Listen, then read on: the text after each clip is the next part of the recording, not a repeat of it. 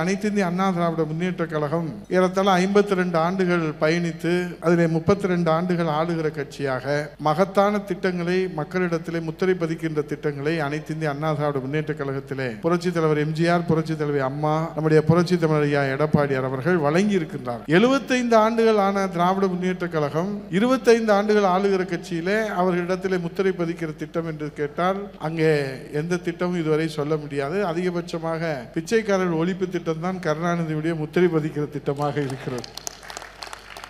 ஆனால் புரட்சி தலைவர், புரட்சி தலைவி அம்மா, நம்முடைய புரட்சி தமிழர் எடப்பாடியார் அவர்கள் பட்டியலிட்டு சொன்னோம்னால் இந்த நாள் போதாது, அந்த அளவில் திட்டங்களை கொடுத்திருக்கிறார். இதை மக்களிடத்திலே கொண்டு போய் சேர்க்கிற அந்த கலை, அந்த பணி என்பது மிக மிக முக்கியம். பேரறிஞர் பெருந்தகை அண்ணாவுடைய காலத்திலே திராவிட இயக்கத்திலே நாம் மேடை அமைத்து, மேடை என்று சொன்னால் இது போன்ற டிஜிட்டல் மேடைகள் அல்ல, மாட்டு வண்டியினுடைய அதை மேடையாக அமைத்து அங்கே நின்று தெருமணி பிரச்சாரங்கள் மேடைகள் என்று அமைத்து அண்ணா வருகிறார் என்று சொன்னால் ஒரு வாரத்திற்கு முன்பாகவே நாவலர் நெடுஞ்செழியன் போன்றவர்கள், அன்பழகன் போன்றவர்கள் வருகிறார் என்றால் மாலை கட்டி தொங்கிக் கொண்டிருக்கிற போது என்ன விஷயம் அப்படின்னா அண்ணா வராரு, நாவலர் வராரு அப்படின்னு சொல்லக்கூடிய ஒரு காலம் இருந்தது. அது படிப்படியாக வளர்ந்து இன்றைக்கு பிரச்சார யுக்தியிலே இன்றைக்கு எப்படி ஒரு மனிதனுக்கு கண் அவசியமோ அதே போல ஒரு அரசியல் இயக்கத்துக்கு தகவல் தொழில்நுட்பம் என்பது மிக மிக கண் போன்ற முக்கியத்துவமாக எல்லாம் இருக்கலாம். மைண்டு எல்லாமே சக்சஸ்ஃபுல்லாக இருந்தாலும் கண் இல்லாத போது அது மாதிரி தான் இன்னைக்கு தகவல் தொழில்நுட்பம் ஒரு அரசியல் இயக்கத்திற்கு கண் போன்ற ஒரு அணியாக இருக்கிறது. அதை கண் போன்று பாதுகாப்பவர் நம்முடைய புரட்சி தமிழர் ஐயா எடப்பாடியார் சத்தியன் அவருடைய கையில் அவர் கொடுத்திருக்கிறார். அவர் இன்றைக்கு எல்லோரும் அண்ணா திராவிட முன்னேற்ற கழகத்தினுடைய எதிர்காலத்தை பற்றி கேள்வி கேட்டுக் கொண்டிருக்கிற போது தமிழகத்தினுடைய எதிர்காலத்தை நிர்ணயிக்க போவர் புரட்சி தமிழர் எடப்பாடியார் தான் என்று அழுத்தமாக சொன்ன அணி நம்முடைய தகவல் தொழில்நுட்பத்துடைய அணி. ஏன்னா அவர் வருவாரா, இவர் வருவாரா, அவர் வருவாரா, இவர் வருவாரா என்று கேட்டுக்கொண்டிருக்கிற போது எடப்பாடியார் தான் வருவார் என்று அழுத்தமாக ஆணித்தனமாக ஆதாரத்தோடு சொன்னது நம்முடைய தகவல் தொழில்நுட்ப அணி. அதனால்தான் சொல்லுகிறேன், தகவல் தொழில்நுட்ப அணிக்கு மிகப்பெரிய எதிர்காலம் இருக்கிறது. இந்த இயக்கத்தை அடுத்த நிலைக்கு கொண்டு போகக்கூடிய அணி. நான் அம்மா பேரவையுடைய செயலாளராக இருந்தாலும் என்னை இந்த மேடையில் நீங்கள் அமர்த்திய காரணத்துக்காக சொல்லவில்லை, மன சுத்தியோடு சொல்லுகிறேன், பொறாமையிலும் சொல்லவில்லை, போட்டியிலும் சொல்லவில்லை. உங்களுடைய உழைப்பு என்பது மகத்தான். இதிலே ஒப்பீடு என்பது வெளியே இருந்து பார்ப்பவர்களுக்கு நிச்சயமாக இருக்கும். ஏனென்றால் நான் உங்களை புகழ்ந்து மட்டும் பேசிவிட்டு போனால் அது சரியாக இருக்காது. கள நிலவரத்தை, விவாதங்களை உங்களுடைய கவனத்துக்கு கொண்டு வருகிற அண்ணனாக எனக்கு ஒரு பொறுப்பு இருக்கிறது. இப்போது நாம் தனித்தன்மையாக 2014 இருக்கிற போது அங்கே ஒப்பீடு இல்லை. அதனால் அன்றைக்கு அது மிகப்பெரிய வெற்றியாக தெரிந்தது. ஆனால் இன்றைக்கு அப்படி அல்ல. வெறும் தகவல் தொழில்நுட்பத்திலே மட்டும் கட்சி நடத்துகிறவர்களும் இருக்கிறார்கள், களத்திலும் தகவல் தொழில்நுட்பத்திலும் கட்சி நடத்துகிறவர்கள் இருக்கிறார்கள், வரலாறோடு இருக்கிறார்கள், சாதனையோடு இருக்கிறார்கள், சரித்திரத்தோடு இருக்கிறார்கள். அப்படி ஒப்பீடு போடுகிற போது நமக்கு கிடைக்கிற மதிப்பெண்கள் என்ன என்பது ஒரு விவாதமாக இருக்கிறது. இப்போது தகவல் தொழில்நுட்பம் நம்முடைய சத்தியன் அவர்கள் முதலில் இணை இருந்தார்கள், அப்புறம் மண்டலம் இருந்தார்கள். இப்போது ஒட்டுமொத்த தமிழகத்திற்கு மட்டுமல்ல, அனைத்து இந்திய அண்ணா திராவிட முன்னேற்ற கழகத்தை கடல் கடந்து உலகெங்கும் எடுத்து செல்கிற அந்த பொறுப்பு தகவல் தொழில்நுட்பத்திற்கு இருக்கிறது. அது 24x7. இப்போ நாங்கள் ஒரு பிரேக்கிங் பார்த்து அதை யோசிச்சு அது எப்படி செய்யலாம், என்ன செய்யலாம், அனுமதி கேட்கணும், மேடையில் இருக்காரா, அண்ணன் சட்டமன்றத்தில் இருக்காரா, விழாவில் இருக்கிறாரா, குடும்ப விழாவில் இருக்காரா, அரசு விழாவில் இருக்காரா என்று பல்வேறு நிலைகள். ஆனால் நீங்கள் அந்த மாதிரி இல்லை, மினிட்ல நீங்கள் ரியாக்ட் பண்ணணும், இல்லாட்டா இன்னொருத்தவங்க ரியாக்ட் பண்ணி. கடந்த வாரம் கூட தம்பிக்கு தெரிஞ்சிருக்கும், ஒரு திடீர்னு ஒரு அறிக்கை போட சொல்றாங்க, மற்ற கட்சிகள் வர்றதுக்கு முன்னாடி நம்ம இது வரணும், ரெடியா இருக்கு, எக்ஸ்தலத்தில் போடுங்கன்றாங்க, ட்விட்டர்ல போடுங்க. திடீர்னு ட்விட்டர் லாக் பண்ணிடுறாங்க, ஒரு அறிக்கை போடுறதுக்கே லாக் பண்ணிடுறாங்க. ஸோ அதில் கொண்டு வந்து நிலை நிறுத்த வேண்டியது. என்னை பொறுத்தளவுக்கு என்னவென்று சொன்னால், ஒப்பீடு நமக்கு முக்கியம் அல்ல. நம்முடைய ஒப்பாருமிக்கார தலைவரை நாம் உயர்த்தி பிடிக்கிற அந்த பணியிலே நாம் முதன்மையானவராக இருக்க வேண்டும். அவ்வளவுதான். எவ்வளவு பேர் அக்செப்ட் பண்ணுகிறாங்க, எவ்வளவு பேர் ஏத்துக்கிறாங்க, அதை பத்தி நம்ம கவலையே. எப்பயுமே ஒரு பிரச்சார வியூகத்தில் நீங்க நல்லா தெரிஞ்சுக்க, அது துண்டு பிரசுரம் கொடுக்கிறதா இருந்தாலும் சரி, பொதுக்கூட்டமாக இருந்தாலும் சரி, தென்னை பிரச்சாரமாக இருந்தாலும் சரி, தெரு வீதிகளில் இருக்கக்கூடிய பிரச்சாரமாக இருந்தாலும் சரி, நம்முடைய கான்செப்ட் சொல்லுவதுதான். அவர் எத்தனை பேர் எடுத்துக்கிறாங்கன்றது முக்கியம் இல்லை. ஏன்னா அதை தாண்டி நம்முடைய விஷுவல்ல, இப்ப தம்பி சொன்னாரு, மீடியா, இன்னைக்கு பிரிண்ட் மீடியா, இந்த மீடியாலாம் எடுத்துட்டு போயிடுவாங்க. இப்ப தம்பி இப்ப காமிச்சதெல்லாம் நான் வரும்போதே தம்பி கௌரி போட்டுட்டே இருந்தா நான் பார்த்துட்டே தான் வந்தேன், டிராவல்ல வந்துட்டே இருந்தேன். ஆக நம்ம செல்ஃபி குரூப்ல இல்லையே அப்படின்னு ஒரு கவலை இருக்கதா தெரிஞ்சு அந்த ஒரு இம்ப்ரெஷன் ஏற்படும். ஆனா தம்பிட்ட எனக்கு 2 நாளைக்கு முன்னாடியே சொல்லிட்டாரு, அண்ணே வரணும்னு. தம்பி நான் ஓப்பனிங் பேட்ஸ்மேனை எங்க அண்ணன் ராஜனை இறக்கி இறக்கி விடுங்க, நான் வந்து வைண்ட் அப் பண்ணிக்கிறேன் அப்படின்னு தம்பிட்ட அனுமதி வாங்கிட்டேன். அவரும் அனுமதி கொடுத்தார். இப்போ உங்களுக்கு உள்ள இது என்னன்னா, தம்பி நிறைய அட்வைஸ் பண்ணியிருப்பாரு. அதுவும் நம்முடைய பொதுச் செயலாளரை பொறுத்தளவில் என்னுடைய நேரடி கண்காணிப்பில் இருக்கிற அணி நம்முடைய தகவல் தொழில்நுட்ப அணி என்கிற மிகப்பெரிய அங்கீகாரம் உங்களுக்கு கிடைத்தது. அப்படியானால் அந்த அங்கீகாரத்திற்கு நாம் நம்முடைய அந்த நிலையை உயர்த்தி கொள்ள வேண்டும். அதுக்கு என்ன செய்யணும்? எனக்கு தெரிஞ்சதை சொல்றேன், உங்களுக்கு நிறைய தெரியும், தம்பிக்கு நிறைய தெரியும். இப்போ ஒரு சக்சஸ் அப்படின்னா அந்த சக்சஸ்க்கு முன்னாடி முதல்ல நமக்கு இன்ட்ரெஸ்ட் இருக்கு. அது டவுட்டே வேணா, உங்களுக்கு அளவு கடந்த இன்ட்ரெஸ்ட் இருக்கு. இந்த இன்ட்ரெஸ்ட் இருந்துச்சுன்னா இன்வால்வ்மெண்ட் வந்துடும், இன்வால்வ்மெண்ட் வந்துச்சுன்னா இம்ப்ளிமெண்டேஷன் வந்துடும். இந்த 3 ட்ரிபிள் ஐ இருந்துச்சுன்னு சொன்னா we don't bother about the result. இதுல 3ல ஏதாவது ஒண்ணு குறை. இன்ட்ரெஸ்ட் இருக்கு ஆனா இன்வால்வ்மெண்ட் இல்ல, இன்வால்வ்மெண்ட் இருக்கு ஆனா இம்ப்ளிமெண்டேஷன் இல்ல அப்படின்னா நமக்கு ரிசல்ட்ல பர்சன்டேஜ் குறையும். இந்த ட்ரிபிள் ஐயை நீங்க வந்து 100% நீங்க ஃபீல்ட்ல கொடுத்துட்டீங்கன்னா we don't bother about. அதுதான் நம்ம பகவத்கீதையில சொல்றாங்க, கடமை செய் பலன் எதிர்பார். தம்பி மத்திய தொகுதியில அண்ணன் ராஜன் செல்லப்பா தான் கேண்டிடேட். அப்ப யாருமே நிக்க முன் வரல, தலைமையிலிருந்து அவரை நிக்க முன்படுத்துறாங்க. அப்ப இவர் தான் முன்னின்று அந்த தேர்தல் வியூகத்தை வகுக்கிறாரு. அப்ப நான் மாநில மாணவணி செயலாளராக இருக்கிறோம். அப்போ வந்து பிரச்சாரம் பண்றதை விட தகராற முறியடிக்கிறதே ஒரு தேர்தல் வியூகமா இருந்துச்சு. மக்களை சந்திச்சு வாக்காளர் சந்திக்கிறது, காலையில் எழுந்திரிச்சு துண்டு புருஷமா இப்போ நினைக்கிற மாதிரிலாம் கொடுக்க முடியாது. ஒன்று கையை வெட்டுவான், ஒன்று காலை வெட்டுவான், காரை உடைப்பான், ஏதோ உடைப்பான். அதையும் தாண்டி இந்த மதுரையில் அண்ணா திராவிட முன்னேற்ற கழகத்திற்கு எதிர்காலம் இருக்கிறது, தொண்டர்களுக்கு இருக்குது என்று நாங்கள் போராடினால்தான் அவர் மேயர் ஆனார், எம்எல்ஏ ஆனார், மாவட்ட செயலாளர் ஆனார், ராஜு அண்ணன் அமைச்சரானார், இந்த உதயகுமாரும் அமைச்சரானார். அப்போ என்னன்னா, எதிர்பார்ப்பு இல்லாமல் நம்ம அந்த ஆர்வத்தோடு செயல்படுகிற போது தலைமையினுடைய பார்வை நமக்கு வந்துடும். இப்போ என்னோட இவர் அழகா இருக்காரு, வேலூர் மாவட்டத்திலிருந்து வந்திருக்காரு அப்படின்னு நினைச்சேன்னா எனக்கு தூக்கம் வராது. இவர் என்ன அழகு இருக்காரு, அவர் பவுடரை போட்டு அழகா இருக்காரு, நான் பவுடர் போடாமலே அழகா இருக்கேன்.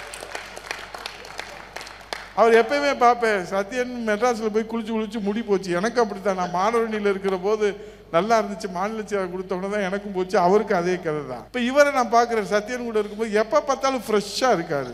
ஆனால் பவுடர் பைக்கில் வச்சுருப்பாரா என்ன எதுன்னு தெரியல, டக்குன்னு போகும்போது டக்கு. அதே மாதிரி தான் எங்கள் அண்ணன் செல்லூர் ராஜேரனும் இந்த திண்ணீரும் குங்குமம் கலையவே கலையாது. என்னன்னு கேட்பேன், பாக்கெட்லேயே வச்சிருக்கேன் தம்பி அப்படிம்பார். எதுக்கு சொல்கிறேன்னா, ஒவ்வொரு இந்த பர்சனாலிட்டி அதை மெயின்டைன் பண்ணணும். இப்போ இந்த லீடர்ஷிப்புக்குரியது என்ன, இது வெரி இம்பார்ட்டன்ட்.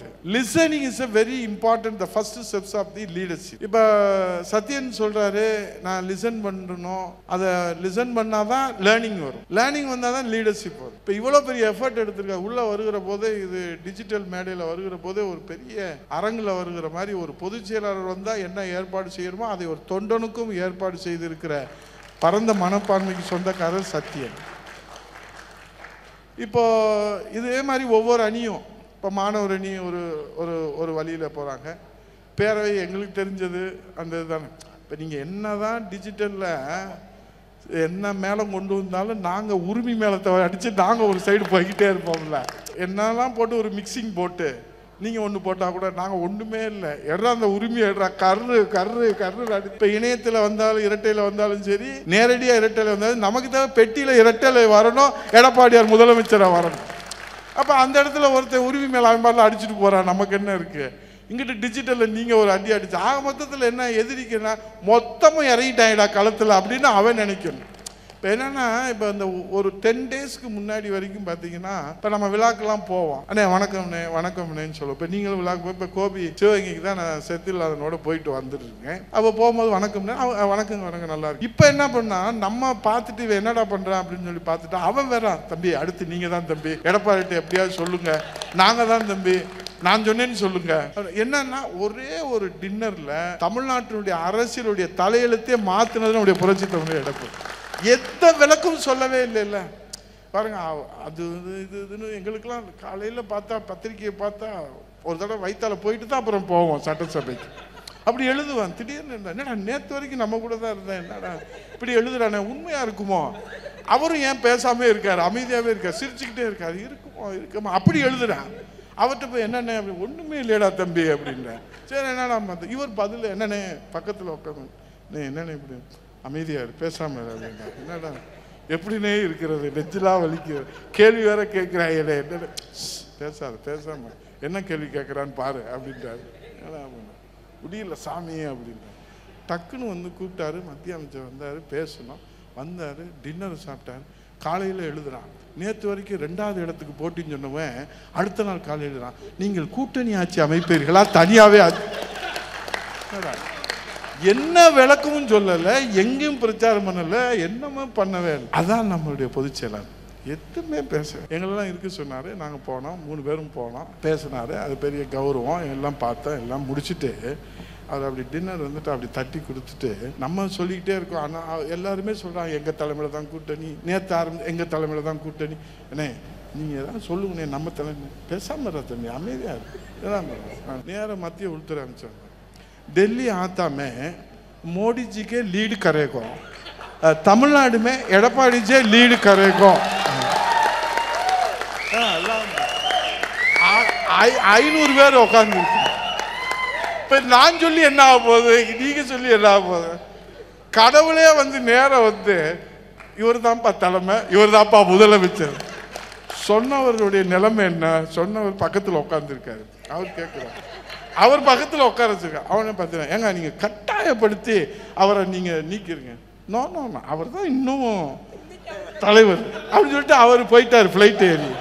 இது என்னன்னா தலைவர் சொல்கிறாங்க, சிங்கிள் நாமினேஷனில் அவர் போட்டிருக்காரு. இதுதான் அரசியல். இந்த வியூகம் அப்படின்றது அவர் தேர்தல் வியூகம் எப்பயுமே வெளியே சொல்லவே மாட்டார். தம்பியும் ரொம்ப க்ளோஸாக ஐயா கூட நீங்கள் எல்லோரும் போவீங்க, நாங்களும் பயணிச்சிருக்கோம், அம்மா கூட பயணிச்சிருக்கோம். அந்த அம்மா எப்படியோ அதே மாதிரி ஒரே ஒரு செயல் மூலியமாக இதுதான் இந்த போஸ்டர் சுட் பி செல்ஃப் எக்ஸ்பிளனேட்டரின்னு சொல்லுவாங்க. அதே மாதிரி அவருடைய ஒரு நடவடிக்கை தான் செல்ஃப் எக்ஸ்பிளனேட்டரி. நம்ம வந்து எக்ஸ்பிளைன் பண்ண தேவையில்லை, அவனாக எழுதிக்கிறான். நேற்று வரைக்கும் கேட்டவன் பூரான் ஸ்டாலின் உள்பட அவனே என்ன செய்றான், சட்டசபையில் உட்காந்துருக்கான். அவன் அங்கே தம்பி உட்காந்துருக்க இடத்துல உட்காந்துருக்காரு, திருநெல்வேலிக்காரு. நான் இங்கே உட்காந்து எந்திரிக்கிறான். தீர்மானத்தில் எல்லாரும் பதில் சொல்கிறாங்க. நாங்கள் அண்ணன்ட்ட கேட்குறோம், மாநில சுயாட்சி பற்றி பேசுகிறேன், அதெல்லாம் பற்றி என்ன ஒன்றும் சொல்லாது, பேசாமல் உட்காரு. அவன் எந்திரிச்சான்.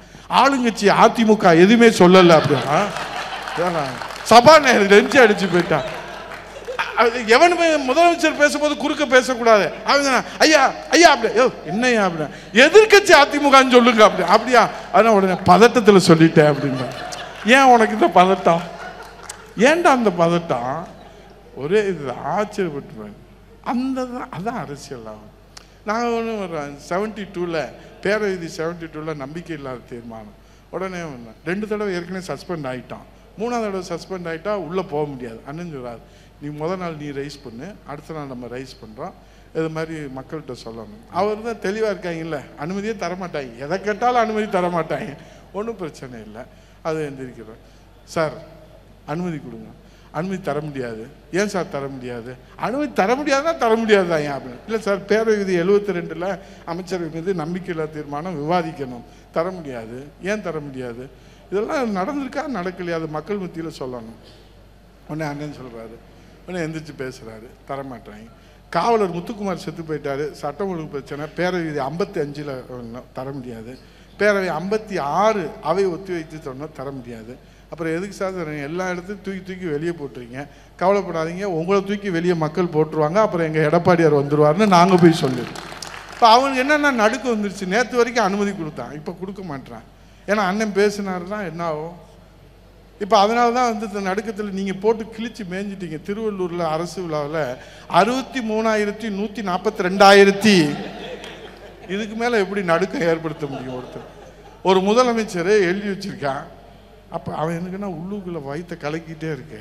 அவன் யாரை நினச்சிக்கிட்டே இருக்கான்? எடப்பாடியாரவே நினச்சிக்கிட்டு இருக்கான். ஆனால் நான் 63,140 ராமானுஜருக்கு கணக்கு சொல்லி கொடுத்தவன் இந்த ஸ்டாலின் தான் அப்படின்ற அளவில் இன்றைக்கி இணையத்தில் நீங்கள் பிச்சு எரிஞ்சிட்டீங்க. அப்போ இதெல்லாம் நடைமுறை. இப்போ இதை மக்கள்கிட்ட போய் சொல்கிறதுக்கு வந்து மீடியா வந்து பூட்டு போட்டாங்க எல்லாத்துக்குமே. அது தம்பிக்கு தெரியும், உங்கள்கிட்டையும் சொல்லியிருப்பார். ஒரு விஏபியை வச்சு அவனுக்கு அந்த வேலையை மட்டும் பார்க்குறானுங்க. அது நடந்துக்கிட்டு இருக்கு. தம்பி அதை போராடி முறியடிச்சுக்கிட்டு இருக்கிறீங்க, அதில் ஒன்றும் இல்லை. இப்போ நம்ம என்ன செய்யணும்? இப்போ இளைஞர்கள், புதிய வாக்காளர்கள், அம்மா அதுதான் இளைஞர் இளமன்கள் பாசறை முதல்ல தொடங்குற போது அது மிகப்பெரிய அளவில் 2011 நம்ம கை கொடுத்துச்சு. தம்பியெல்லாம் அன்றைக்கி ரொம்ப ஸ்பீடாக இளைஞர் பாசறையெல்லாம் இவங்கெல்லாம் நல்லா அன்றைக்கி வேலை பார்த்தாங்க. இப்போ 33 லட்சம் பேர் அதில் நம்ம அன்றைக்கி சேர்த்தோம். அது வாக்குகளாகவும் மாறிச்சு. போட்டி போட்டு நான் மதுரை மாநகர் புறநகர் அன்றைக்கி அழகிரி இருக்கும்போது தம்பிக்கு நல்லா தெரியும், அந்த இதில் செஞ்சோம். அது ரிசல்ட் இருந்துச்சு. இப்போ இந்த 3 கேட்டகரியாக என்னுடைய அனுபவத்தில் சொல்கிறேன், நீங்களும் தெரிஞ்சிருப்பீங்க. Existing waters, new waters, neutral waters. இப்போ இந்த 3 கேட்டகரி நீங்கள் பார்த்துட்டிங்கன்னா, எக்ஸிஸ்டிங் வாட்டர்ஸ் நீங்கள் கொண்டு போய் தங்க கட்டியாக கொடுத்தீங்கனாலும் மாற்றி போட மாட்டாங்க. அவங்க எக்ஸிஸ்டிங் வாட்டர் கையை வெட்டி போட்டாலும் மாற்றி போடணும். இப்போ அதுதான் நமக்கு வந்து சாலிடாக அந்த ஓட் பேங்க் வந்து எக்ஸிஸ்டிங் வாட்டர்ஸ் அது அப்படியே இருக்கும். நம்ம ஒர்க் பண்ணுறது யாருக்காக ஒர்க் பண்ணுறோம்? இந்த நியூட்ரல் வாட்டர்ஸ்க்கும் இந்த நியூ வாட்டர்ஸ்க்கு ஃபஸ்ட் டைம் வந்து காலடி எடுத்து வைக்கிறான் வாக்குச்சாவடியில், அவனை வந்து கேட்ச் பண்ணுறது தான் நீங்கள் இன்றைக்கி ஒர்க் பண்ணுறீங்க, எல்லாருமே ஒர்க் பண்ணுறோம். இப்போ அவன் தான் 100 கேள்வி கேட்பான். அந்த தம்பி நிறையா படிப்பான், நிறையா கேள்வி கேட்பான். ஏன் நான் ஓட்டு போடணும், எதுக்கு ஓட்டு போடணும், தமிழ் தேசியம் என்னாச்சு, இந்திய தேசியம் என்னாச்சு, அது என்னாச்சு, மாநில சுயாட்சி என்னாச்சு, மும்மொழி கொள்கை என்னாச்சு, இதெல்லாம் கேட்பாங்க. இப்போ அதுக்கு தான் என்னாச்சு தான் அண்ணாச்சி தீர்மானம் போடுறாருல, 50 வருஷம் கழிச்சு இப்போ தீர்மானம் போடுறாரு. ஏண்டா ஏற்கனவே ராஜமன்னார் கமிட்டிக்கு போட்டதுக்கே இன்னும் விலை விடலை, அதுக்கப்புறம் 3 கமிட்டி நீங்கள் பட்டியல் போட்டீங்க. ஸோ இதை வந்து உங்களுடைய டிஜிட்டலில் இப்போ தம்பி இப்போ திறமைசாலிகளை அடையாளம் கண்டு, ஏற்கனவே திறமைசாலிகள் அவர் கூட இருக்கிறாங்க, இன்னும் நிறையா பண்ணணும். இந்த தகவல் தொழில்நுட்பம் என்பது பல்வேறு சவாலான பணி. நீங்கள் போலீஸ்காரங்க மாதிரி நீங்கள் அப்போ தான் சாப்பாட்டில் கை வைக்க போவீங்க, அண்ணே ஒருத்தன் வெட்டிவிட்டானே தலையை அப்படிமா, அட சண்டானே இப்போ தானே நான் வந்தேன், இப்போ தான் யூனிஃபார்ம் கழட்டி போட்டேன். இப்போ இன்றைக்கி ஒரு தலைவர் வந்து பார்த்திங்கன்னா வேதனையை சொல்லியிருக்காரு, எப்பா காது குத்து கல்யாணம்னே என்னை கூட்டிகிட்டு போயிட்டீங்கன்னா நான் எப்படி தாப்பா கட்சி வேலை பார்க்குறதுன்னு ஒருத்தர் சொல்லியிருக்காரு. இப்போ நீங்கள் உங்களுக்கு தகவல் வந்திருக்கும், நீங்கள் தான் முதல் ஆளா. அப்போ அந்த மாதிரி என்னென்னா 24 hours சத்தியில் உங்களை போட்டு கரும்புச்சாறு மாதிரி மிஷினில் கொடுத்து எடுத்து இப்போ வீட்டில் இப்போ நானும் அவரும் சாப்பிடாமல் இருந்தால் என்ன ஆகும்? ஒன்று அப்போ தான் போய் சோத்தில் வைப்போம். சத்தியம் நடிப்பார், சார் இப்போ ஒரு பிரேக்கிங் வந்திருக்கேன்னு. தம்பி எந்த பிரேக்கிங் வந்தால் என்ன, இன்னும் சாப்பிடவே இல்லை, இப்போ தான் சாப்பிட போகிறேன். அப்போ அந்த ப்ராக்டிக்கல் டிஃபிகல்ட்டிஸ் வந்து உங்களுக்கு அதிகம். அதில் ஒன்று. இப்போ நாங்கள் அப்படி இல்லை, நோட்டீஸை எடுத்துகிட்டு நல்லா முகூர்த்தம் குறிச்சிட்டு வெள்ளிக்கிழமை முடியலையா, வியாழக்கிழமை முடியலையா, சனிக்கிழமை எறா கொட்டை அப்படின்னு சொல்லிட்டு கொட்டை அடிச்சுட்டு உரா கொடியா அப்படின்னு சொல்லிட்டு விறுவிறுன்னு தெருவுக்கு போய் 4 பேரை பார்ப்போம், 4 பேரை பேசுவோம், 4 பேர் வாங்கம்மா, 4 பேர் அமைதியாக இருப்பான், 4 பேர் வாழ்த்துவான். அது ஃபீல்டில் பார்க்குறோம். நம்ம இந்த ஃபீல்டு ரெஸ்பான்சிபிலிட்டி இருக்குது பாருங்கள், அது ரொம்ப நமக்கு தம்பி தான் சொன்னார்ல, நீங்கள் அந்த அந்த யார் அந்த சாருன்னு சொன்னீங்களே, அது நீங்கள் கண்டுபிடிச்சது முக்கியம் இல்லை, அதை கொண்டு போய் அந்த மாலில் திணிச்சு ஒரு போராட்டம் பண்ணீங்க பார்த்தீங்களா, அதுதான் முக்கியம். எப்பயுமே இந்த ஃபீல்டோட ஒரு விஷயம் வருகிற போது திடீர்னு நீங்கள் பாட்டில் பர்ச்சேஸ் மாதிரி போயிட்டு அவங்க வாங்க வாங்க பர்ச்சேஸ் பண்ண என்ன வேணும் அப்படின்னா, இருங்க gentleman wait we will show that our show அப்படின்னு சொல்லி நீங்கள் காமிச்சிங்க பாருங்க. அந்த ஷோ தான் இந்தியா முழுவதும் பேசப்பட்டது, அது வந்து எல்லோருடையும் வரவேற்பது. ஸோ இப்போ என்ன மக்கள் விரும்புகிறான், அந்த காலத்தில் வந்து ஒரு நீண்ட கவிதைகள் இப்போ எல்லாமே ஃபாஸ்ட் ட்ராக், எல்லாம் fast food, fast track, fast news, எல்லாமே ஃபாஸ்ட் ஷார்ட், அவ்வளோதான். ஒவ்வொரு கூட்டத்திலும் நீங்கள் இருக்கிற கூட்டத்தில் மட்டும் இல்லை, இல்லாத கூட்டத்திலுமே அவர் வந்து உங்களை வந்து கௌரவிப்பதற்கு தவறுவதே இல்லை. அது உங்களுக்கு மிகப்பெரிய. அப்போ இந்த சந்தர்ப்பத்தை விட்டுறவே கூடாது. ஏன்னா இப்போ இன்னும் உங்களுக்கு ஹாப்பி நியூஸ் என்னென்னா, இந்த கூட்டணி இப்போயே திமுகவில் நிலநடுக்கத்தை ஏற்படுத்தியிருக்கிறோம். நீ அடுத்த அறிவிப்புலாம் ஐயா கொடுக்க போகிற அறிவிப்புலாம் திமுகவில் நிற்கிறதுக்கே எவனும் முன் வரக்கூடாது, அந்த அளவுக்கு தயாராகிட்டு இருக்கு அண்ணா திமுக. அம்மா ஆசையோட, தலைவர் ஆசையோட அது கைகூடணும். அன்னை மீனாட்சி அவர்களோட நிச்சயம். இப்போ எடப்பாடியார் முதலமைச்சராக வரணும், நம்ம இலக்கு ஒரே இலக்கு, அதுதான். அதில் நம்மளுடைய பயணம் இருக்குது. ஸோ உங்களுடைய பங்களிப்பு என்பது மிக முக்கியம். ஆகவே அதை திறம்பட செய்ய வேண்டும். ஆகவே listening, learning, leadership, interest, involvement, implementation. இங்கே இருக்கிறவங்கெல்லாம் பெரும்பகுதியாக எம்எல்ஏ வந்துடுவாங்க, கவலைப்படாதீங்க, வாழ்த்துக்கள். இந்த டெமோக்ரஸி வந்து ஆப்சன்ஸ் வந்து அந்த இதில் வந்து நிறைய நீங்கள் கொண்டு வரீங்க. இப்போது நம்ம சட்டசபையில், தமிழ்நாடு சட்டசபையில் டெமோக்ரஸி இல்லை. அம்மா இருக்கிற போதும் எடப்பாடியார் இருக்கிற போதும் திமுகவில் காட்டு மிராண்டித்தனமாக பேசுவானுங்க, அதெல்லாம் நம்ம அனுமதிச்சிருக்கணும். இப்போ நியாயமான கோரிக்கை கூட வைக்கிறதுக்கு அனுமதிக்கிறது இல்லை. ஸோ அதையும் இன்னும் அதிகமாக கொண்டு போய், ஏன்னா அது மக்கள்கிட்ட தான், ஏன்னா அவங்க வந்து லைவே கட் பண்ணிடுறாங்க. இப்போ அதை நீங்கள் எடுத்துகிட்டு போகணும், அதிகமாக எடுத்துகிட்டு போகணும். இன்றைய நேர்காணலுக்காக நம்மோடு இணைந்திருக்கிறார் சட்டமன்ற எதிர்க்கட்சி துணைத் தலைவரும் மேனாள் வருவாய்த்துறை அமைச்சருமான அருமை அண்ணன் திருமங்கலம் சட்டமன்ற உறுப்பினர், மதுரை மண்ணின் நாயகர் அண்ணன் RB உதயகுமார் அவர்கள். அவர்களை அரங்கத்திற்கு வரவேற்கிறோம். வணக்கம் சார். என்னோட பேர் கலையரசி, சென்னையிலேருந்து வந்திருக்கேன். நான் ஃபஸ்ட்டு ஆரம்பிக்கிறது வந்து, நீங்கள் அம்மாவுக்கு ஒரு கோவில் கட்டியிருக்கீங்க இல்லையா? ஆமாம். அது எந்த தருணத்தில் உங்களுக்கு தோணுச்சு அண்ட் நீங்கள் எப்படி ஃபீல் பண்ணுறீங்க சார்? பொதுவாக ஒரு அரசியல் இயக்கத்தில் தலைவர்களுக்கும் தொண்டர்களுக்கும் உள்ள உறவு, அது காங்கிரஸ் பேர் இயக்கத்தில் பார்த்தீங்கன்னா தலைவர் தொண்டர் அந்த அளவில் தான் அது வந்து கையாளப்பட்டுச்சு. அதை பேரறிஞர் அண்ணா என்ன செஞ்சார், தலைவரை வந்து அண்ணனாகவும் தொண்டர்களை தம்பியாகவும், அதை இன்னும் கொஞ்சம் அந்த வட்டாரத்தை அந்த இடைவெளியை குறைச்சி ஒரு நெருக்கத்தை ஏற்படுத்தினாங்க. புரட்சி தலைவர் வந்ததற்கு பிறகு அந்த அண்ணன் தம்பியிலிருந்து மாறி அவரை வந்து மிக நெருக்கமாக ஒரு குடும்பத்தில் ஒருவராக, தாயாக, தந்தையாக, ஆசானாக, ஆசிரியராக இன்னும் தொண்டர்கள் நெருக்கமானாங்க.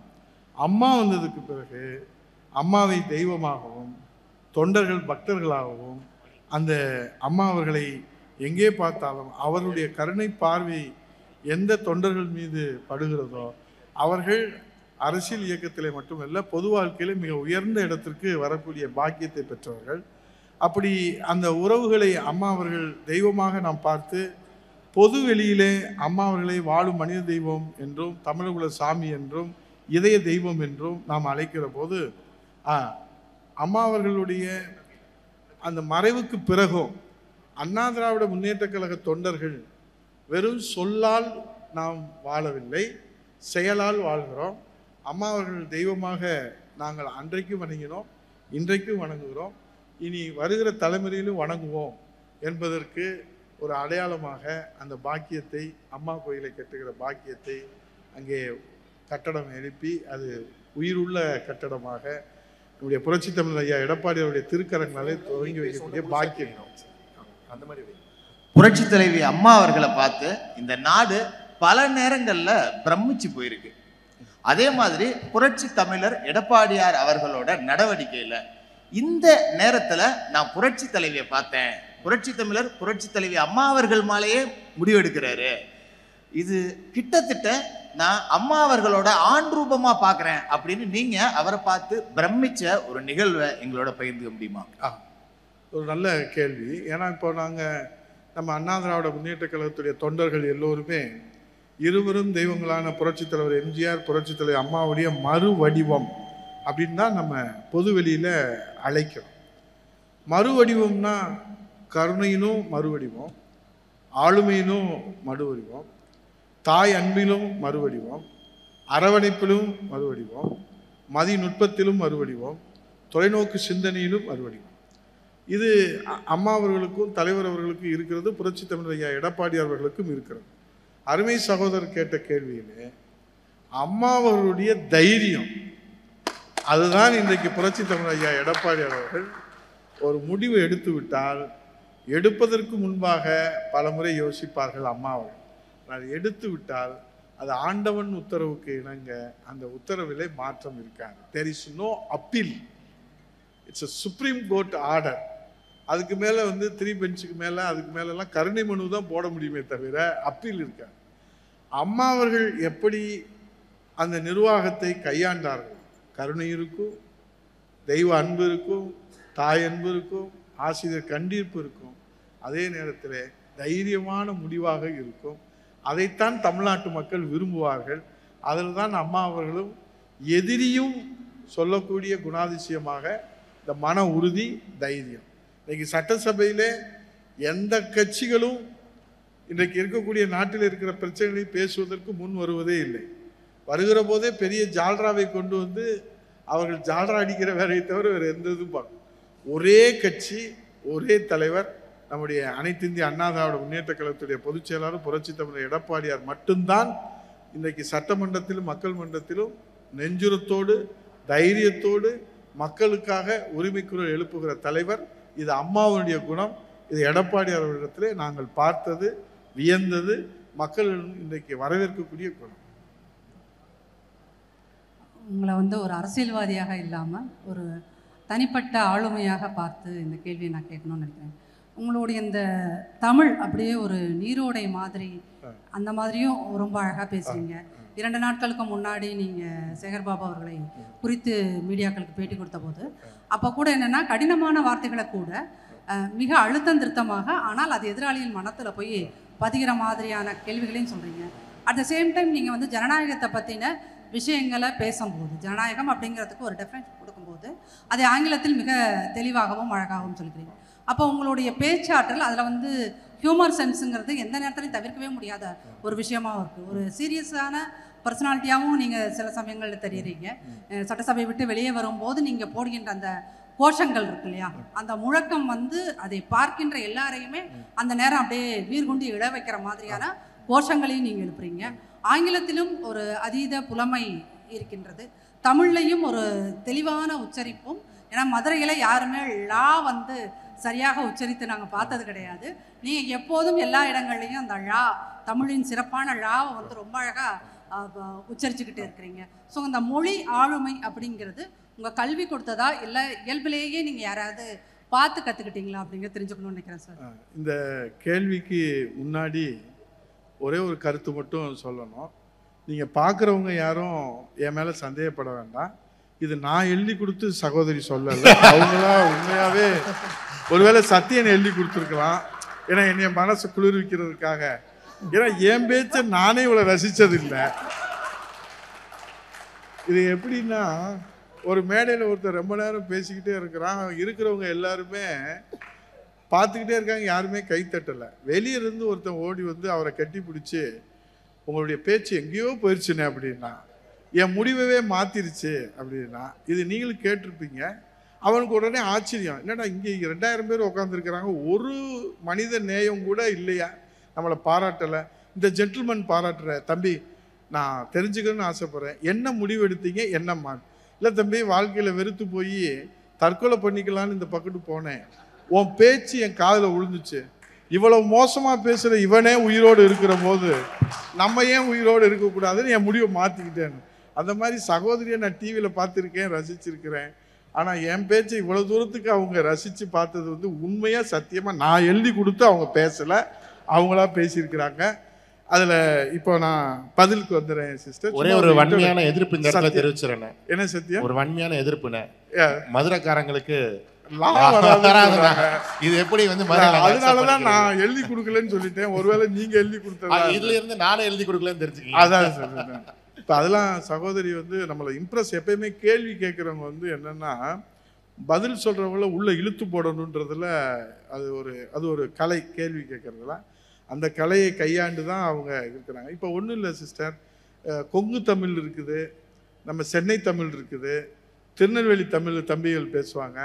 அதில் மதுரை தமிழ் அது கொஞ்சம் எப்படின்னா கொஞ்சம் காரமாக இருக்கும், ஆனால் ஹெல்த்தியாக இருக்கும். அது ஒரு பேச்சு என்பது சப்ஜெக்ட் எந்த அளவுக்கு முக்கியமோ அந்த அளவுக்கு உணர்வு என்பது ரொம்ப முக்கியம். இப்போ வந்து கோஷம் அப்படின்னு போடுறோம், தம்பி கோஷம் போடுங்க அப்படின்னா வெல்க வெல்க வெல்கவே அப்படின்னா, தம்பி நீங்கள் கொஞ்ச நேரம் உட்காருங்க அப்புறம் நம்ம பார்த்துக்கலாம். வெல்க வெல்க வெல்கவே அப்படின்னா அந்த உணர்வு வந்து அப்படி வந்துடும். அப்புறம் செத்து போச்சு செத்து போச்சு அப்படின்னு சொல்லும் போதே ஜனநாயகம் செத்து போச்சு அப்படின்ற போது அந்த உணர்வோட வால்யூம் ஹையாக இருந்தால் கூட அந்த உணர்வு, இது கோஷத்துக்கு. அப்போ ஒரு ஸ்பீச்சுமே எப்படி இருக்கணும் உங்களுக்கு தெரியும். ஓரல் கம்யூனிகேஷன், வெர்பல் கம்யூனிகேஷன், அந்த அட்டென்ஷன் எதில் இருக்கும் அப்படின்னா அந்த பாடி லாங்குவேஜ் தான் verbal communication. So oral communication நம்மளுடைய டெலிவரி ஆகிற போது இருக்கக்கூடிய அட்டென்ஷன் காட்டிலும் நம்முடைய பாடி லாங்குவேஜுக்கு வந்து இருக்கும். ஸோ அந்த பாடி லாங்குவேஜோட அந்த கம்யூனிகேஷன் போகணும். அதில் கொஞ்சம் துணுக்கள் இருந்தபோது அவங்களுக்கு ஒரு லிசனிங் இருக்கும். ஏன்னா த listening is a very challenging one. இப்போ தம்பிகள் இங்கே இவ்வளோ பேர் உட்காந்துருப்பாங்க. சத்யன் நம்மளை 2 மணி தான் சொன்னார், இந்த மொட்டை மயம் வேணால் காலையிலேருந்து இப்போ லேட்டாக வந்துட்டு இதில் வேற இவ்வளோ நேரம் இப்போ விடுவாங்களா விடுவா மாட்டாங்களா மாப்பிள்ள அப்படின்னு அங்கே 2 பேர் பேசிகிட்டே இருப்பாங்க. தம்பி இப்போ தாண்டா மண்டல செயலர் ஆயிருக்கேன், நீ கெடுத்து விட்றாத அமைதியாரு அப்படின்னு அவர் சொல்லிட்டு.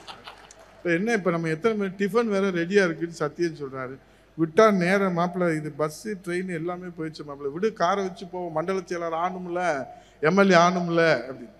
அப்போ அந்த லிசனிங் என்ன அப்படின்னு கேட்டிங்கன்னா, it is not easy one. யாராக இருந்தாலுமே, நீங்களாக இருந்தாலும் நானாக இருந்தாலும் அந்த கவனத்தை ஈர்ப்பது. இப்போ இவ்வளோ பேர் இருக்கிறாங்கன்னா, இப்போ இங்கே எல்லாருமே physically presence is here. So what about the mental presence அப்படின்னு கொஸ்டின் கேட்டிங்கன்னா வி கான்ட் சே ஆன்சர், நம்ம சொல்ல முடியாது. அது அவங்க தான் ஜட்ஜஸாக இருந்து சொல்ல முடியும். ஸோ இந்த 100% ஃபிசிக்கல் ப்ரெசன்ஸ், அந்த 100% உடைய மென்டல் ப்ரெசன்ஸ் வரும்போது கலவையாக நம்ம கொடுக்கணும். ஸோ அதே போல் வந்து அந்த பாடி லாங்குவேஜ் வந்து மெல்ல சொல்கிறதுக்கு மெல்ல சொல்லணும், அழுத்தமாக சொல்கிறதுக்கு அழுத்தமாக சொல்லணும், உணர்வுபூர்வமாக சொல்கிறதுக்கு உணர்வுபூர்வமாக சொல்லணும். ஃபேஷியல் ஆக்ஷன் ரொம்ப கொஞ்சம் போச்சுன்னா ஓவர் ஆக்டிங் ஆகிரும், அது எடுக்காது, யதார்த்தமானதாக அது இருக்கணும். அதனால் அந்த மாதிரி தான் வந்தது. இது ஒன்றும் பயிற்சிலாம் இல்லை, ஒரு இயற்கையாகவே அவர் சத்யன் எப்படி அவங்க தந்தையார் இருக்கிறாரோ அது மாதிரி எங்கள் தந்தையாரும் ஒரு கிளை செயலாளர் கட்சியில் இருந்தார். அதனால் அந்த லா காலேஜிலேருந்து கோஷம் போட்டு அன்றைக்கி யார் பார்க்குறாங்கன்றது முக்கியம் இல்லை, அங்கே கோஷம் போடுறோம், காவேரி நீர் வேணும் அப்படின்னு கோஷம் போடுறோம். அம்மாவுக்கு வழக்குகள் வந்து அநீதி இருக்கிற போது கோஷம் போடுறோம். அது இன்றைக்கி பார்த்தீங்கன்னா அது ஒரு உணர்வுபூர்வமாக இருக்கும்போது சட்டக்கல்லூரியில் போட்ட கோஷம் இன்றைக்கி சட்டமன்றத்தில் போடக்கூடிய வாய்ப்பை அனைத்து இந்திய அண்ணா திராவிட முன்னேற்ற கழகம் அம்மா அவங்க கொடுத்துருக்கு. ஸோ இந்த எக்ஸ்பெக்டேஷன், எதிர்பார்ப்பு இல்லாமல் நம்மளுடைய பயணத்தை நாம் தொடர்கிற போது அது நிச்சயமாக அமையும். தம்பி கூட நாங்கள் பார்க்கும்போது குழந்தையாக இருந்தார், இப்போ தகவல் தொழில்நுட்பத்தில் ஒரு புரட்சியே படைக்கிறாரு. அப்போ யாருக்குள்ளே என்ன திறமை இருக்குதுன்னு நம்ம சொல்ல முடியாது. ஸோ நம்ம திறமையை நம்ம வந்து அதை ரெஜிஸ்டர் பண்ணிட்டோம்னா எப்போ தேவையோ அப்போ இது பண்ணிக்கிறாங்க. இருந்தாலும் என்னைய வந்து அற்புதமாக இவ்வளோ நேரத்தில் எனக்கு கேள்வி கேட்டதிலே இன்னி என் வாழ்க்கையில் மறக்கவே மாட்டேன். உங்களுடைய கேள்வி என்னுடைய இதயத்தில் வந்து ரொம்ப ஆழமாக பதிஞ்சிருக்கு. என் பதில் உங்களுடைய மனசில் பதியுதோ இல்லையோ, உங்களுடைய கேள்வி எனக்கு மனசில் பதிஞ்சிருக்கு. இன்னும் கொஞ்சம் அதிகமாகவும் உற்சாகமாகவும் நான் பேசுவதற்கும் கோஷம் போடுவதற்கும், அண்ணன் கோஷம் போடுறதுக்கு வாய்ப்பு கொடுத்தாலும் கொடுக்காட்டாலும் என் சகோதரி சொன்னதுக்காகவே ஒரு கோஷம் சட்டசபையில் திங்கக்கிழமை போடணும். வாழ்த்துக்கள். இப்படி தான் கேள்வி கேட்கணும். இப்போ வரும்போதே இளவு வீட்டில் கேட்குற மாதிரி கேட்கக்கூடாது. ஏங்க நீங்கள் என்னங்க உங்கள் பேச்சை யாருமே பார்க்குறதே இல்லையா, ஏன் மொட்டை மண்டை போட்டிருக்கிறீங்க, ஏன் இவ்வளோ இதாக இருக்கீங்க அப்படின்னா, நீங்கள் ரொம்ப அழகாக இருக்கீங்க அப்படின்னா நமக்கே ஒரு டவுட் வரும்ல, சரி பரவாயில்ல அழகாக இருக்கு. இப்படி positive, it is a positive stroke. அதுதான் நம்ம சைக்காலஜியில் சொல்கிறாங்க. யாராக இருந்தாலும் காக்கைக்கு தன் குஞ்சு பொன் குஞ்சு. இப்போ அவங்க வந்து ஐடியில் இங்கே இருக்காங்க, நம்மளுடைய செய்தியில் வந்து டிவியில் பார்க்குறோம், நம்ம ஜே நியூஸ் திறந்தாலே அவங்க வச்சு பிச்சு எரிஞ்சிடுறாங்க அந்த இதில். இப்போ அவங்க எடுத்தவொடனே ஒரு பாசிட்டிவ் ஸ்ட்ரோக். தம்பி சிவகங்கை போயிட்டு அலைஞ்சு வரேன்னு சொல்லியிருக்கான், சத்தியம் ஏதோ ஒரு காரணத்துக்காக தான் உதயா வர சொல்லியிருக்காரு, சரி அவனை கொஞ்சம் உற்சாகப்படுத்தி ஒரு கேள்வி கேட்போம். நீங்கள் இவ்வளோ அழகாக தமிழ் பேசுகிறீங்களே, என்ன எனக்கு இது மாதிரி யாருமே சொன்னதே இல்லை, நீங்கள் தான் சொல்லியிருக்கிறீங்க. இந்த மாதிரி கேள்வி கேட்கணும். பதில் சொல்கிறது மட்டும் இல்லை, கேள்வி கேட்பதும் ஒரு கலை. அது சகோதரி அவர்கள் கேட்ட கேள்வியை என் கேரியரில் நான் மறக்கவே மாட்டேன். Thanks to Sathyan. சத்யனுக்கு தான் நன்றி சொல்லணும். ஏன்னா அந்த ஒரு மேடையில் பேசிக்கிட்டே இருக்கிற போது ஒரு 4 பேர் மட்டும் முன்னாடி உட்காந்து குறுன்னு பார்த்துக்கிட்டே இருக்கிறான். நம்ம வந்து என்ன அப்படின்னு கையும் தட்ட மாட்டான், அமைதியாகவும் இருக்க மாட்டான். பேச்சு இது வரைக்கும் வரும், அதுக்கு மேலே வராது. ஏடான்னு பார்த்தா நீ பேசுமா, உன்னை பேசு, ஒன்னே ஒன்றும் சொல்ல மாட்டேன், நீ போ, உன்னை கூப்பிட்டு வந்தா மாதிரி சத்தியம், அவனை நான் ஒரு கை பார்க்கணும் அப்படின்னா. அது மாதிரி நீங்கள் வந்து கை தட்டி பாருங்களேன், ஃப்ளோ அப்படியே வந்துட்டே இருக்கும். பேசலாம், பேசி பாடுற அப்படின்னா படித்தது பூரா சத்யன் என்ன தம்பி இப்படி ஆளை கூட்டு வந்து உட்காந்து நீங்கள் என்ன பார்க்குறேன், நான் உங்களை பார்க்குறேன், பேசுகிறேன் அப்படின்னா எங்கே பேச்சு வரும். ஆனால் அது மாதிரினா என்னென்னா அந்த கை தட்டணும். இதுக்கே நம்ம என்ன பண்ணுறோம், பிடிச்ச 4 பேரை கூட்டிகிட்டு போகணும் கூட, நடுவில் உட்கார வச்சு, தம்பி எப்பெல்லாம் பேசுகிறோம் அப்போல்லாம் அண்ணே நீ பேசுனேன் அப்புறம் நான் பார்த்துக்கிறேண்ணே. இப்போ அதில் தான் நாங்கள் மேடை பேச்சாளர்கள் என்ன பண்ணுவோம் தெரியுமா, ஒரு கிராமத்தில் போய் பேசிகிட்டே இருக்கிறோமா, என்னத்த பேசுகிறோம், இவெல்லாம் கூப்பிட்டு வந்திருக்கான் மேடை போய் டக்குன்னு நாங்கள் என்ன தெரியுமா, மன்னாதி மன்னன் மக்கள் திலகம் பொன்மன தலைவன் புரட்சி தலைவர் பாரத்தை தான் தலைவனை சொல்கிறான், தலைவனை அப்படி சொல்கிறான் அப்படின்னா, மாப்பிள்ள இங்கே எம்ஜிஆரை சொன்னால் கைத்தட்டுறாய், திரும்ப திரும்ப சொல்றாரு, சத்துணவு திட்டம் தந்தவர் மன்னாதி மன்னன் மக்கள் திலகம் பொன்மன தலைவன் தங்க மேனிக்கு சொந்தக்காரன் கொடுத்து கூட சபாஸ் மாப்பிள்ள சபாஸ். ஏடா இவ்வளவு வரலாறு சொன்னேன், இதிகாசம் சொன்னேன், அந்த தலைவர் ஒருத்தர் சொன்னா கைத்தட்டு, அம்மாவை சொன்னா கைத்தட்டு. நீங்க அதை ஒரு டிப்ஸா வச்சுக்கோங்க. நீங்க பேசும்போது க்ரௌடு டல்லா இருந்துச்சுன்னு வச்சுக்கோங்க, ஒரே டெம்பா, சத்துணவு திட்டம் தந்தது ஐக்கிய நாட்டு சபையில இன்னைக்கு போய் கேள்றா கருணாநிதி எங்கள் தங்க தலைவன் புரட்சி தலைவன் பொன்மன தலைவன் சிங்கநீர் தலைவன். உடனே நம்மால் அப்பாடா இவனை கூட்டு வந்து மேடை போட்டதுக்கு ரொம்ப நல்லா போட்டான், நல்லா பேசிட்டான்டா அப்படின்னு. ஏன்னா சில பேர் கண்ணீர் போக கொண்டு இருந்தவரை கலைச்சி விட்டுருவாங்க. நம்ம கூட்டத்தை கூட்டம்னா நம்ம பாடுற பாடுறது நமக்கு தான் தெரியும். ஸோ அதனால் நீங்கள் என்னென்னா டிப்ஸ் வச்சுக்கோங்க. இப்போ சில பேர் இடத்துல இப்போ இங்கே தகவல் தொழில்நுட்பம் போகிறோம், என்ன வெற்றி நம்ம எங்கே போகிறோமோ அங்கே சரி இந்த கௌரி இருக்கான், அவன் தான் அடிக்கடி போடுறான், அவனை கொஞ்சம் ஏற்றி பேசினா தான் நம்ம தான் போடுவான், ரைட்டு. அதை வந்து நம்ம சொல்லணும். அது இருக்கானா அந்த கண்ணாடி பையன் திருநெல்வேலி போயிருந்தானே அப்படின்னா, அவன் நம்ம மேலூர்கார தம்பி தானே, நம்ம இதில் சொல்லிக்கலாம். அப்படி தம்பி கௌரி மாதிரி ஒரு இன்டெலிஜென்ட் தம்பியை பார்க்கவே முடியாது அப்படின்னு சொல்லிட்டா போகணும். டக்கு டக்குன்னு உதயகுமார் வந்தார், இல்லாட்டா வந்ததே டெலீட் பண்ணி விட்டுருவான் அவன்.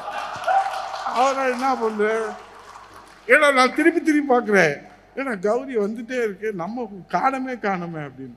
ஏய் கௌரி ஹாஸ்டலில் பார்க்குறேன் சத்தியன் ரூமில், என்ன கௌரி என்ன அண்ணே வாங்கண்ணே, என்னப்பா இங்கே இருக்க ஆஃபீஸ் போயிட்டு இருக்கியா, ரைட் இருப்பேன், எல்லாமே நல்ல விஷயம். ஏடா தம்பி ஒரு போஸ்டிங் கூட எங்களை போடவே இல்லையா, அப்படியாண்ணே நேற்று போட்டிருந்தேனே அப்படின்னா, ஏடா பார்க்கவே இல்லையடா தம்பி, இவன் வேற பார்த்து வேற கேட்பானோ, சரி நாளைக்கு ஒன்று போட்டு விட்டுருவான் அப்படின்னு. ஸோ என்னன்னா ப்ரைஸ் பண்ணணும், பாசிட்டிவ் ஸ்ட்ரோக். இப்போ தம்பி தான் தகவல் தொழில்நுட்பம். இப்போ இது வந்து இப்போ நான் எங்கள் பேரவைக்கு கூட்டிகிட்டு வந்து நாங்கள் மாநில நிர்வாகி தம்பி எங்களை கூப்பிட்றாரு, அங்கே வரோம், அங்கே வந்து நாங்கள் பேரவை மாதிரி முடியுமா, மாணவர் அணி மாதிரி முடியுமா, இலக்கிய அணி மாதிரி முடியுமா, இலக்கிய அணி மாதிரி முடியுமான்னா நீங்கள் என்ன நினைப்பீங்க, இவன் பரம எதிரியாக இருப்பான் போல இருக்குது, இவனை கூட்டிகிட்டு வந்து நம்ம என்ன செய்யணும். தகவல் தொழில்நுட்பத்தில் என்ன சொல்ல, ஸோ ரிலேட்டட் சப்ஜெக்ட். இப்போ சத்யன் என்ன பண்ணார், என்ன பண்ணிக்கிட்டு இருக்கிறாரு, என்ன பண்ண போகிறாரு, அதுக்கு யார் அவருக்கு தளபதியாக இருக்கிறாங்க, அதெல்லாம் நம்ம சொல்லும்போது அது ஒரு ரெஸ்பான்ஸ் இருக்கும். அப்போ என்னதான் இது இருந்தால் கூட ரைட்டு நம்ம தளபதியை பற்றி நல்லா புரிஞ்சிருக்காரு அப்படின்றது சொல்லும். ஸோ ரிலேட்டட் சப்ஜெக்ட் பேசணும். அதனால் ஒரு கேள்வியிலே நிறைய நேரம் பேசிட்டேன், அதனால் அடுத்த கேள்வி இருந்தால் போகலாம் தம்பி, இல்லாட்டா அவங்க போயிடுவாங்க நம்ம பேசிக்கிட்டே இருந்தோம்னா. 2006 திமுக ஆட்சி அப்படிங்கிறது கட்டுக்கடங்காத மின்வெட்டு, நில அபகரிப்பு, சட்டம் ஒழுங்கு பிரச்சனை அப்படின்னு ரொம்ப மோசமான ஒரு ஆட்சியாக இருந்தது. ஆனால் 2011 தேர்தலுக்கு முன்னாடி மு க அழகிரி பேசும்போது இந்த தேர்தலோட அதிமுக அப்படிங்கிற ஒரு கட்சியை நான் அழிச்சே தீருவேன் அப்படின்னு பேசினாரு.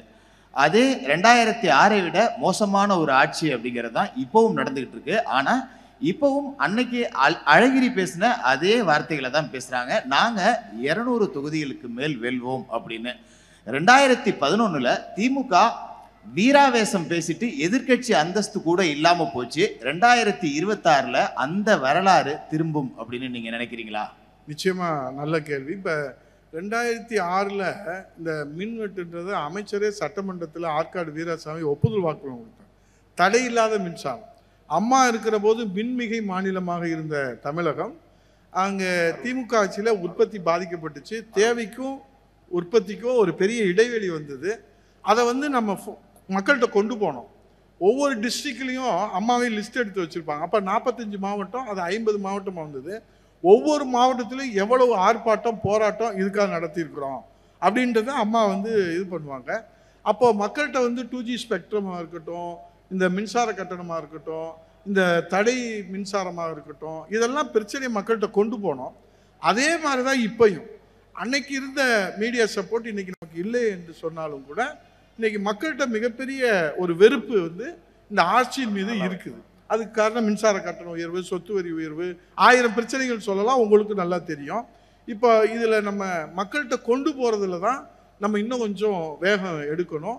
இந்த 2011 எப்படி புரட்சித் தலைவர் இதய அம்மா, ஏன்னா 2011 அமைச்சரவையில் நாங்களும் அம்மாவுடைய அமைச்சரவையில் பொறுப்பேற்கிற பாக்கியம் எங்களுக்கு கிடைச்சிது.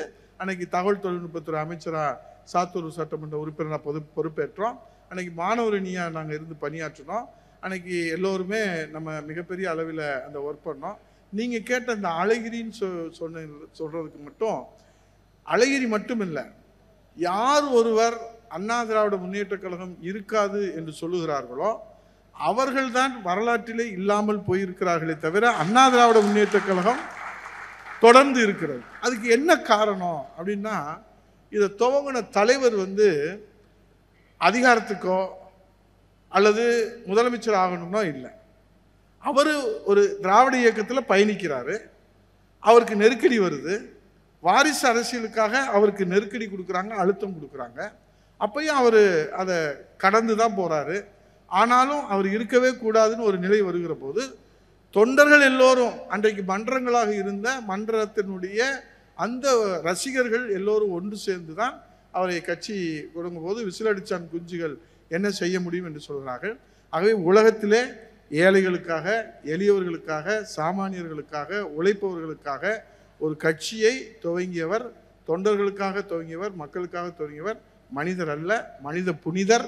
புரட்சி தமிழர் நம்முடைய பாரத் ரத்னா எம்ஜிஆர் என்கிற காரணத்தினால தான் இந்த இயக்கம் 52 ஆண்டுகள் அல்ல, அம்மா அவர்கள், தமிழ்குலசாமி அம்மா அவர்கள் சொன்னதை போல 100 ஆண்டுகள் இந்த இயக்கம் இந்த தமிழகத்திற்கு சேவை செய்யும். ஏனால் மற்ற இயக்கங்களை தொடங்கியவர்கள் எல்லாம் மனிதர்களாகத்தான் மக்களால் பார்க்கப்பட்டார்கள். இந்த அண்ணா திராவிட முன்னேற்ற கழகத்தை துவங்கியவரை மனிதனுக்கு மேலே புனிதராக இந்த மக்கள் போற்றுகிற காரணத்தினாலே இந்த இயக்கத்தை அழியும் என்று சொன்னவர்கள் தான் காணாமல் போயிருக்கிறார்களே தவிர இயக்கம் இன்னும் நின்று நிலைத்து மக்களுக்கு சேவை செய்யும்.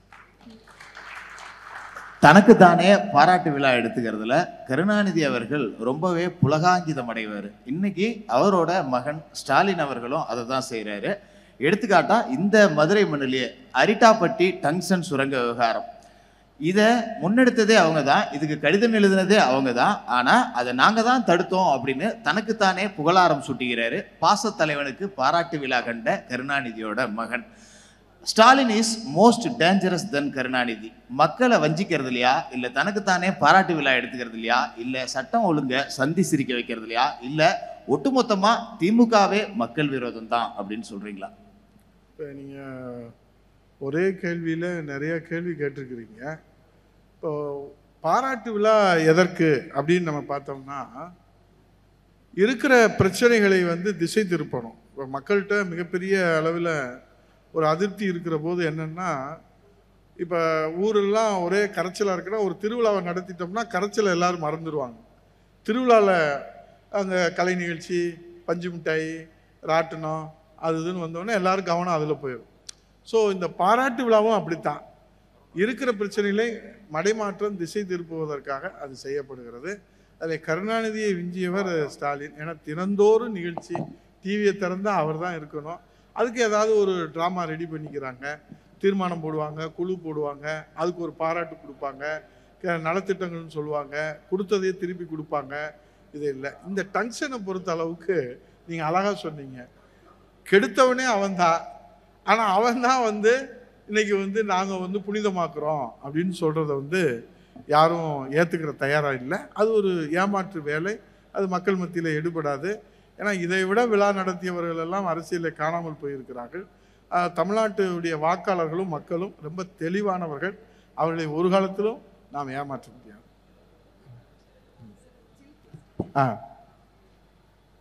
கேக்குது. உங்களுக்கு பிடிச்ச எம்ஜிஆர், புரட்சி தலைவர் எம்ஜிஆர் அவர்களோட படம் என்ன சார்? நாங்கள் எங்கள் அப்பா தலைவரை பார்த்து வந்தார், நாங்கள் அம்மாவை பார்த்து தான் அரசியலுக்கு வந்தோம். திரைப்படத்தை பார்த்து வந்தவர்கள் பல பேர் இருந்தாலும் நாங்கள் அம்மாவுடைய ஆளுமையை பார்த்து தான் அரசியலுக்கு வந்தோம். எந்த படம் பிடிக்கும் அப்படின்னு சொல்கிறத காட்டிலும் அம்மாவை பிடிக்கும், தலைவரை பிடிக்கும். அந்த திரைப்படத்தைன்னு எனக்கு சொல்ல தெரியல. ஏன்னா எல்லா படமும் பார்த்துருக்கோம். குடியிருந்த கோயில் பார்த்துருக்கோம், எங்கள் வீட்டு பிள்ளை பார்த்துருக்குறோம், நீரு நெருப்பும் பார்த்துருக்கோம், மன்னாதி மன்னன் பார்த்துருக்கோம், நாடோடி மன்னன் பார்த்துருக்கோம். எல்லா படமும் சொல்லிட்டீங்க. எல்லா படமும் பார்த்துருக்குறோம். ஏன்னா நாடோடி மன்னன்லாம் நீங்கள் பார்த்தீங்கன்னா அந்த வசனத்தை டேப்பில் இன்றைக்கி தான் நம்ம டிஜிட்டலில் பென்ட்ரைவில் வர்றோம். அன்றைக்கெல்லாம் கேசட்டு போட்டு நம்ம வீட்டில், கடையில், பெட்டி கடையில், டீ கடையில் அந்த வசனம் ஓடிக்கிட்டே இருக்கும். இப்போ மாதிரிலாம் இல்லை. அப்போல்லாம் ஒரு டீ குடிக்கணும்னா இப்போ நீங்கள் போனோன்னே அப்படியே காப்பி குடிச்சிட்டு ஒரு 2 மினிட்ஸில் போயிடுறோம்ல. அப்போல்லாம் இல்லை, ஒரு டீயை வாங்கி 3 மணி நேரம் புரணி பேசிக்கிட்டே இருப்போம். அந்த மாதிரி காலம் அது. அப்போல்லாம் அந்த இது இருந்தது. அந்த வசனம் இன்றைக்கும் அது யாராலும் அழிக்க முடியாது. அதில் ஒரு முக்கியமான வசனம் அப்படின்னு பார்த்தீங்கன்னா, எனக்கு இன்னும் முழுமையாக ஞாபகம் இல்லை. நீங்கள் மாளிகையிலிருந்து மக்களை பார்ப்பவர்கள், நான் மக்களோடு மக்களாக இருந்து மாளிகை பார்ப்பவன் என்று புரட்சி தலைவர் அந்த நாடோடி மன்னனில் ஒரு வசனம் சொல்லுவாங்க. அதனால் மக்களோடு இருக்கிற தலைவர்கள் தான் அம்மாவும் தலைவரும், அவருடைய மறுவடிவும் புரட்சி தமிழர். அதனால் அந்த மாதிரி படம் என்னை இம்ப்ரெஸ் பண்ணலை, அம்மாவுடைய ஆளுமை எங்களை இம்ப்ரெஸ் பண்ணிச்சு. அதனால நன்றி. சகோதரி நல்ல கேள்வியாக கேட்பீங்கன்னு நினைக்கிறேன் நான். அதாவது அம்மாவோட அமைச்சரவையில் இருந்த இளம் அமைச்சர்கள்ல நீங்களும் ஒருவர். ஒரு அமைச்சராகவும், எதிர்கால அமைச்சராகவும், ஒரு அதிமுகவின் ஒரு கடை தொண்டனாகவும் நீங்கள் ஃபியூச்சர் ஆஃப் டிஎம்கே அப்படிங்கிறத ஒரு சோசியாலஜிஸ்டா, more then you are a sociologist I think. So ஒரு சோசியாலஜிஸ்டா நீங்கள் பாலிட்டிஷியன்றதை விட ஒரு சோசியாலஜிஸ்டா நீங்கள் எப்படி பார்க்குறீங்க ஒரு ஃபியூச்சராலஜி ஆஃப் டிஎம்கே? திமுகவுடைய எதிர்காலம். எஸ். இப்போ நீங்கள் சொன்ன மாதிரி ஹெல்த் மினிஸ்டர் டாக்டர் விஜயபாஸ்கர், அதே போல் செந்தமிழன், அதே போல் செந்தில் பாலாஜி, நான் அதில் இருக்கிறதுலே செந்தில் பாலாஜி, அதுக்கடுத்து நான், அதுக்கடுத்து விஜயபாஸ்கர், அதுக்கடுத்து செந்தமிழ். நாங்கள் 2011 எல்லாமே அமைச்சராக இருந்தோம். நான் 39 வயசு எனக்கு. அவருக்கு செந்தில் பாலாஜிக்கு 38. அவர் ஹெல்த் மினிஸ்டர் டாக்டர் விஜயபாஸ்கருக்கு அப்போது 40. இந்த ஒரு வருஷத்துல எல்லாரும் வித்தியாசமாக அம்மா யங்ஸ்டர்ஸ்க்காக கொடுத்துருந்தாங்க, வாய்ப்பு நிறையா கொடுத்துருந்தாங்க. அப்போது அந்த ஃபஸ்ட்டு பேட்ச்லேயே நாங்கள் வந்துட்டோம், நானும் செந்தில் பாலாஜியும். அதுக்கப்புறம் ஹெல்த் மினிஸ்டர் வந்தாங்க. அந்த இதில் நீங்கள் வந்து ஒரு சமூக சோசியலிஸ்டாக திமுகவுடைய எதிர்காலம் அப்படின்னு சொன்னால், என்னுடைய பார்வையில் சொல்கிறேன், மக்களுக்கான கட்சி அதிமுக, தொண்டர்களுக்கான கட்சி திமுக. ஏன்னா அதை நம்ம குறைத்து மதிப்பிட முடியாது. ஏன்னா தலைவர் 3 முறை வெற்றி பெற்று 13 ஆண்டுகள் ஆட்சியில் இருந்தபோது கூட அந்த தொண்டர்கள் அந்த கட்சியை வந்து பங்குவெற்போட அதை வழி நடத்துனாங்க. அதனால் அது ஒரு தொண்டர்களுடைய கட்சி. அது கட்சி இருக்கலாம், அதில் ஒன்றும் மாற்றுக்கிறது இல்லை. அதோடைய எதிர்காலம், அதோடைய ஆயுள் காலம் எவ்வளோன்னு முக்கியம் இல்லை. அந்த ஆயுள் காலத்திலே, எதிர்காலத்திலே திமுகவுடைய தமிழ் வளர்ச்சிக்கு, தமிழ் மொழிக்கு, தமிழ் இனத்திற்கு, தமிழ் நாட்டிற்கு என்ன பங்களிப்பு அப்படின்னு பார்த்தோம்னா, அதிமுக மேலோங்கி இருக்கிறது, திமுக கீழ் போயிருக்கு. ஏன் அப்படின்னா, அவங்க பேசிக்காகவே ஃபண்டமெண்டலாகவே டெமோக்ரஸியை ஏற்றுக்கிறது இல்லை. ஸோ ஜனநாயகம் என்பது அவர்கள் இல்லை. அவர்கள் வந்து மக்களாட்சியினுடைய மகத்துவத்துக்குள்ளே மன்னராட்சியை அவர் வைத்திருக்கிறார். ஸோ அதனால் அது எதிர்காலம் எப்படியாக இருந்தாலும் அதனுடைய ஆயுட்காலம் தமிழ்நாட்டுக்கு பிரயோஜனம் இல்லை, எந்த பங்களிப்பும் இல்லை, எந்த விதமான பலனும் இல்லை. அது மக்களால் தள்ளி வைக்கப்பட வேண்டிய ஒரு கட்சி, மக்களால் ஆதரிக்கக்கூடிய ஒரு கட்சி அனைத்து இந்திய அண்ணா திராவிட முன்னேற்ற கழகம். அதில் எந்த சந்தேகம். இவ்வளோ நேரம் உங்களோட நேரத்தை எங்களோட பயன்படுத்தி நன்றி. மிக எளிமையான கேள்வி, ஈஸியான கேள்வி, நான் எழுதி கொடுக்காத கேள்வியாக கேட்ட உங்களுக்கு அனைவருக்கும் நன்றி கூறி, இந்த அருமையான வாய்ப்பை தம்பி சத்யன் அவர்கள் எனக்கு வழங்கியமைக்காக அவருக்கு உள்ளார்ந்த நன்றியும் வணக்கத்தையும், அவருடைய பெருந்தன்மைக்கும், அவருடைய பரந்த மனப்பான்மைக்கும், அவருடைய தொலைநோக்கு சிந்தனைக்கும், பார்வைக்கும் புரட்சித் தலைவர் எடப்பாடியார் அவர்களுடைய நல்வாழ்த்துக்களை அவருக்கு நிச்சயமாக உண்டு என்று சொல்லி வாழ்த்தி வணங்கி விடைபெறுகிறேன். ரொம்ப நன்றிங்கண்ணா. சிறப்பான எங்களுடைய இந்த இன்டர்வியூ செஷனுக்கு நன்றிகளை கூறிக்கொள்கிறோம்.